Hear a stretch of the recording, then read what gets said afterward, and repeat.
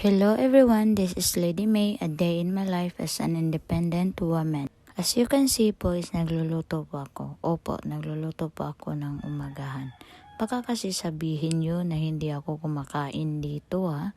Kumakain po ako at nagluluto po ako ng aking pagkain. For me po kasi is applicable po sa akin yung ako talaga yung magluluto, opo. Kasi sa tingin ko is makakatipid ako. Kay mangumpra raman ko, mangumpra ko sa kakinsinasan para sa ako ang pagkaon and stuff and everything. Kaysa ka, matagadlaw ko sigig palit adto, palit diri. So sige ko gawas og kwarta. So mas pabor ko ani nga ako mo'y magluto. Pero mao lagi na mga dilat tarapod noodles ug mga uga pareha na karon tuyo akong sudan.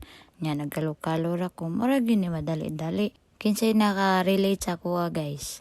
Comment down below. So that's all for today's ganap. Ingat!